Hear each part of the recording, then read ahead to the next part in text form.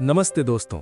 क्या आपने कभी सोचा है कि सदियों पहले जब स्मार्टफोन और इंटरनेट नहीं थे, तब भी ऐसे महान विचारक हुए जिन्होंने जीवन के हर पहलू पर गहरा ज्ञान दिया। आज हम एक ऐसे ही अद्भुत व्यक्ति तिरुवल्लुवर के बारे में बात करने जा रहे हैं, जिनके विचार आज भी उतने ही प्रासंगिक हैं जितने तब थे। तिरुवल्लुवर एक महान तमिल कवि और दार्शनिक थे।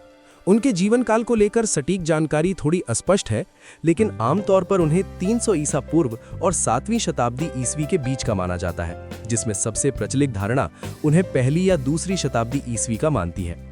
तमिलनाडु सरकार आधिकारिक तौर पर 31 ईसा पूर्व को उनका जन्म वर्ष मानती है। उनके जन्म स्थान को लेकर भी कई मत हैं, लेकिन मद्रास के पास मायलापुर को उनका जन्म स्थान माना जाता है। उनके माता पिता के बारे में भी कई किंवदंतियां हैं, लेकिन एक प्रचलित कथा के अनुसार वे आदि और भगवान नाम के एक बुनकर दंपति के पुत्र थे। कहा जाता है कि वे गरीब परिवार से थे और उन्होंने अपना जीवन एक बुनकर के रूप में बिताया। अपनी बुनाई के काम के साथ साथ वे गहन चिंतन और दर्शन में भी लीन रहते थे। उनके जीवन के बारे में बहुत कम लिखित ऐतिहासिक साक्ष्य मिलते हैं, लेकिन उनके कार्यों में उनके व्यक्तित्व और उनकी गहन सोच की झलक मिलती है। ये माना जाता है कि उन्होंने अपना अधिकांश जीवन मदुरै और कन्याकुमारी क्षेत्र में बिताया। उनकी पत्नी का नाम वासुकी था और उनके वैवाहिक जीवन को आदर्श माना जाता है। वासुकी को एक बहुत ही समर्पित और पतिव्रता पत्नी के रूप में याद किया जाता है, जिन्होंने तिरुवल्लुवर के कार्यों में महत्वपूर्ण भूमिका निभाई। तिरुवल्लुवर का सबसे बड़ा योगदान है उनकी महान कृति तिरुक्कुरल। ये ग्रंथ 1330 दोहों का संग्रह है।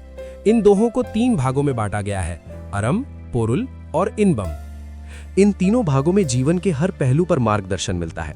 उदाहरण के लिए, अर्रम भाग हमें नैतिकता और न्याय सिखाता है, पोरुल भाग राजनीति और प्रशासन के सिद्धांत बताता है, और इनबम भाग प्रेम और पारिवारिक संबंधों की सुंदरता को दर्शाता है। तिरुक्कुरल की सबसे खास बात यह है कि इसमें किसी विशेष धर्म या संप्रदाय का उल्लेख नहीं है। ये सार्वभौमिक नैतिकता और मानवीय मूल्यों पर आधारित है, जो इसे सभी धर्मों और संस्कृतियों के लोगों के लिए प्रासंगिक बनाता है।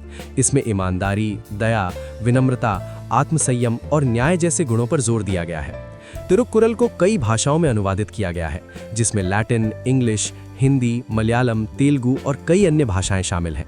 ये इसकी वैश्विक अपील का प्रमाण है। तिरुवल्लुवर का योगदान केवल साहित्य तक ही सीमित नहीं था, बल्कि उनके विचार आज भी प्रशासन, व्यापार, शिक्षा और व्यक्तिगत जीवन में मार्गदर्शन प्रदान करते हैं। महात्मा गांधी भी तिरुक्कुरल से बहुत प्रभावित थे और उन्होंने इसके कई सिद्धांतों को अपने जीवन में अपनाया।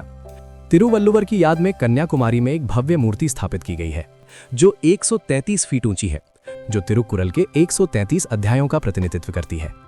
ये मूर्ति समुद्र के बीच में एक छोटे से द्वीप पर स्थित है और ये उनकी अमरता और उनके विचारों की विशालता का प्रतीक है।